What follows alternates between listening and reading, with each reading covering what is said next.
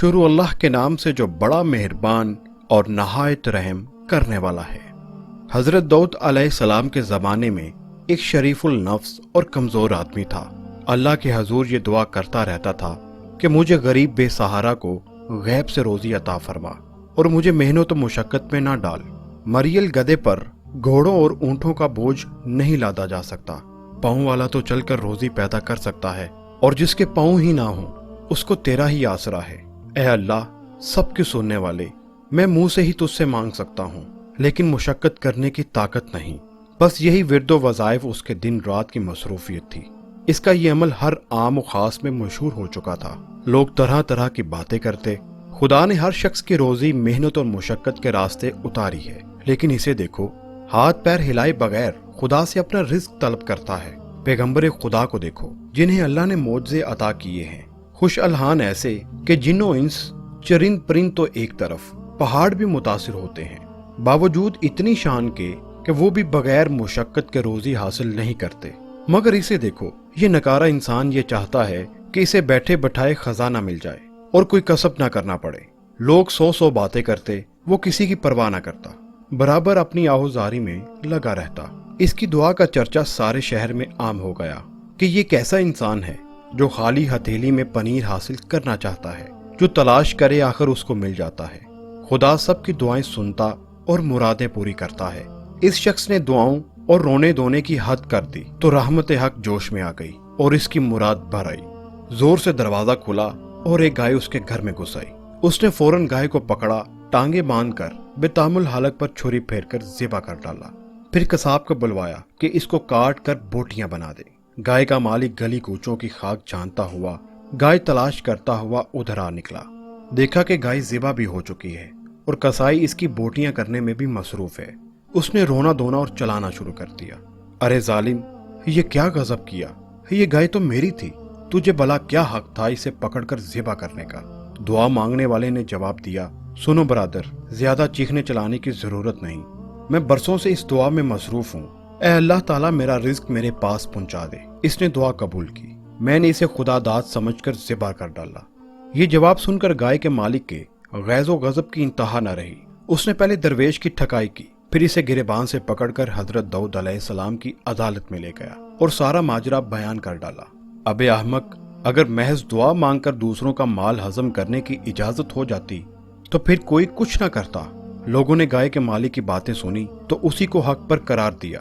درویش نے اس بے بسی کی حالت میں آسمان کی طرف منہ اٹھا کر کہا، اے خدائے رحمان و رحیم، تو اچھی طرح جانتا ہے کہ میں نے اپنی آرزو کی تکمیل کے لیے سینکڑوں روز و شب آہذاری کرنے اور دعا مانگنے میں صرف کر دیے، اور میں نے روز الست جو خواب دیکھا تھا اسی نے مجھے تیری بندگی میں مست کر دیا۔ میری مثال اس مست اونٹ کی سی ہے جو سستی اور تھکان محسوس کیے بغیر منہ سے جاگ نکالے بوجھ اٹھائے چلا جاتا ہے کہ اپنی اونٹنی سے ملاپ کرے۔ میں نے جب اپنی مراد پائی تو یہ مجھے تیرا بندہ نافرمان سمجھ کر شیطان کی طرح کوس رہا ہے۔ اللہ تعالیٰ، میں تو ہمیشہ تیرے ہی آگے دست سوال دراز کرتا رہا ہوں، تو میری پردہ پوشی کر لے اور مجھے ذلیل ہونے سے بچا لے۔ گائے والے نے چلا کر کہا، ابے ادھر آسمان کی طرف کیا دیکھ رہا ہے؟ ادھر میری طرف دیکھ اور حقیقت کا سامنا کر۔ کیا تو سمجھتا ہے کہ خدا اور اس کے بندوں کے فریب میں مبتلا کر کے صاف نکل جائے گا؟ دعا مانگنے والے نے اپنی پیشانی زمین پر رکھ دی اور رو کر بولا، اے خدائے ذوالجلال، اپنے اس بندے کو رسوا نہ کر۔ میں بے شک برا ہوں، خطا کار ہوں، تو عیبوں کو ڈھانپنے والا ہے، اور اس نازک وقت میں میری مدد فرما۔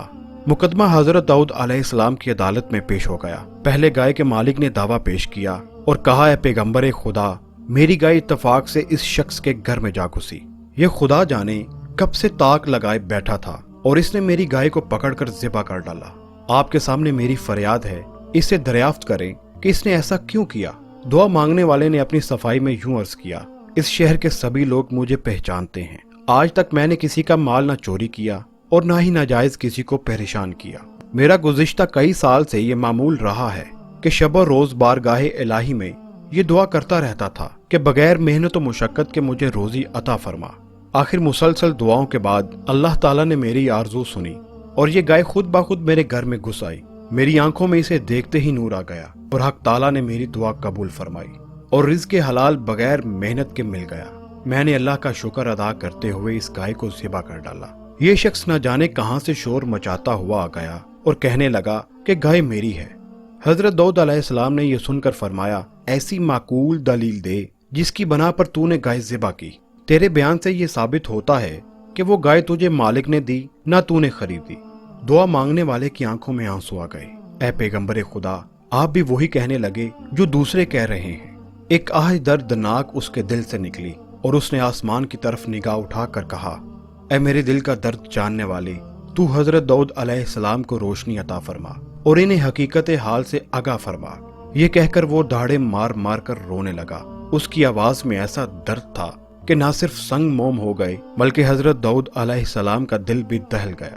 انہوں نے گائے کے مالک سے کہا، اس کا فیصلہ ایک دن کے بعد کیا جائے گا۔ پیغمبر خدا اپنے حجرے میں داخل ہوئے اور اپنی عبادت گاہ کا دروازہ بند کر دیا۔ ذکر و اذکار کے بعد اللہ عز و جل کی بارگاہ میں دعا کی، اے علیم و خبیر آقا، مجھے حقیقت حال سے آگاہ فرما۔ اللہ تعالیٰ نے اپنے نبی پر اسرار ناموز کھول دیے۔ دوسرے دن دونوں کو طلب کیا گیا۔ حضرت داؤد علیہ السلام نے یہ فیصلہ دیا، گائے کے مالک سے کہا کہ اس شخص کا پیچھا چھوڑ دے اور اسے معاف کر دے۔ حق تعالیٰ نے تیرے گناہوں کی پردہ پوشی فرمائی ہے، تو بھی اس کی ستاری کا حق ادا کر اور اپنے گائے کی طرف سے صبر کر۔ حضرت داؤد علیہ السلام کا ارشاد سنتے ہی اس بدبخت نے کہا، اب کوئی نئی شریعت نافذ ہو گئی ہے؟ آپ کے انصاف کی شہرت تو زمین و آسمان تک پہنچ چکی ہے، مگر میرے ساتھ یہ ظلم کیوں؟ یہ انصاف نہیں، ظلم ہے۔ دوسری مرتبہ حضرت داؤد علیہ السلام نے فرمایا، اپنا سارا مال اور جائیداد اس مظلوم کے حوالے کر دے، ورنہ تیری سخت رسوائی ہوگی، اور کچھ عجب نہیں کہ جو ظلم و ستم تو نے کیے ہیں وہ بھی ظاہر ہو جائیں۔ گائے والے نے یہ کلمات سنتے ہی سر پر خاک ڈالنا شروع کر دی، گریبان پھاڑ ڈالا، بدحواس ہو کر اور منہ میں کف بھر کر بولا، اے داؤد، اچھا فیصلہ سنایا، مجھ پر ظلم و زیادتی کی حد کر دی۔ نعوذ باللہ، مجھے تو معلوم ہوتا ہے کہ تو اپنے حواس میں نہیں رہا۔ حضرت داؤد علیہ السلام نے اسے قریب بلایا اور کہا، اے بدبخت، اس ہنگامے سے باز آ، کہیں یہ تیری ہلاکت کا باعث نہ بن جائے۔ جو تو نے بویا ہے وہ اب کاٹ۔ اب تیسری مرتبہ حضرت داؤد علیہ السلام نے ارشاد فرمایا، تو اپنے اہل و عیال بھی اس کے حوالے کر دے۔ اس پر تو وہ پتھر سے اپنا سر پھوڑنے لگا۔ لوگ بھی حیران تھے کہ حضرت داؤد علیہ السلام یہ کیسا حکم دے رہے ہیں؟ جو شخص تنکے کی طرح نفس کی ہوا کے بس میں ہو، وہ ظالم اور مظلوم میں کیا تمیز کر سکتا ہے؟ شیر بھی شرم کرتا ہے، وہ ہمسایوں کے شکار پر ہاتھ نہیں ڈالتا۔ تماشائی پیغمبر خدا کے احکام کی اصل وجہ سے نا واقف تھے۔ ان میں سے ایک دو آدمی کہنے لگے، اے اللہ کے نبی، آپ کی ذات بابرکات سے ایسا سہری ظلم؟ ہم سب حیرت میں ہیں، بے قصور گائے والے پر اتنا عتاب آخر کیوں؟ اور جس نے ناحق گائے پکڑ کر ذبح کر ڈالی، اسے آپ نے بری کر دیا۔ حضرت داؤد علیہ السلام نے فرمایا کہ شاید اب وہ وقت آن پہنچا ہے کہ اس گائے والے کے پوشیدہ راز ظاہر کر دیے جائیں۔ حضرت داؤد علیہ السلام سب کو دریا کے کنارے ایک بہت بڑے درخت کے نیچے لے گئے۔ وہ گھنا درخت جس کی شاخیں آپس میں گتھی ہوئی تھیں، سورج کی شعاؤں کو زمین تک پہنچنے نہیں دیتی تھی۔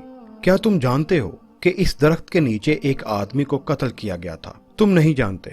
البتہ وہ جانتا ہے جس نے اس زمین و آسمان کو پیدا فرمایا ہے۔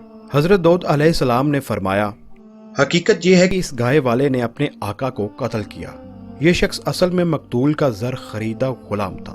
اس نے اپنے آقا کو قتل کر کے اس کے مال و دولت اور جائیداد پر قبضہ کر لیا۔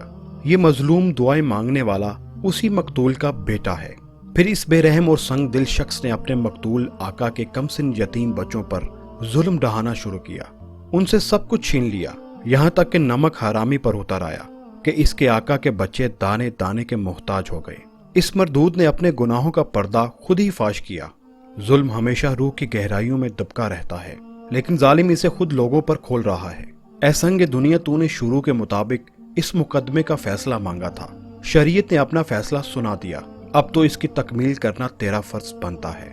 تو نے اپنی صفاکی اور شکی القلمی کا ایسا مظاہرہ کیا کہ خدا کی پناہ، تو نے آقا کو چھری سے ذبح کیا، جس طرح اس دعا مانگنے والے نے تیری گائے کو ذبح کیا تھا۔ وہ خون آلود چھری راز فاش ہونے کے ڈر سے گڑھا کھود کر تو نے دفن کر دی تھی۔ اس کا ثبوت یہ ہے کہ اس چھری پر اس کا نام کندہ ہے۔ حضرت داؤد علیہ السلام کے حکم پر زمین کھودی گئی، گڑھے کے اندر سے اس شخص کی کھوپڑی اور لمبی سی چھری برآمد ہوئی۔ اب گائے والا خوف سے تھر تھر کانپنے لگا۔ تماشائیوں پر سکتے کا عالم طاری تھا۔ لوگوں نے اپنے سروں سے کپڑے اور ٹوپیاں ہٹا دی، ننگے سر ہو کر سامنے آئے اور عرض کرنے لگے، اے خدا کے سچے پیغمبر، ہم فطری نابینا ثابت ہوئے، ہم نے آپ کی زبان مبارک پر اعتبار نہ کیا، آپ ہماری گستاخی معاف فرما دیں۔ حضرت داؤد علیہ السلام نے سب کو معاف کر دیا، پھر گائے والے کے بارے میں حکم دیا، چونکہ اس شخص کے ظلم کا پردہ کھل چکا ہے اور یہ قاتل ہے، اس لیے شریعت کا فیصلہ یہ ہے کہ اسے قصاص لیا جائے۔ چنانچہ اسی چھری کے ساتھ اس کی گردن اڑا دی گئی۔ ایک ظالم کی ہلاکت سے ایک جاہل کا چھٹکارا ہوا اور ہر شخص کو حق تعالیٰ پر ایمان اثر نو تازہ ہوا۔ عزیزم، اس حقائق سے سبق حاصل کر تو بھی اپنے نفس کو موت کے گھاٹ اتار۔ گائے والا کون ہے؟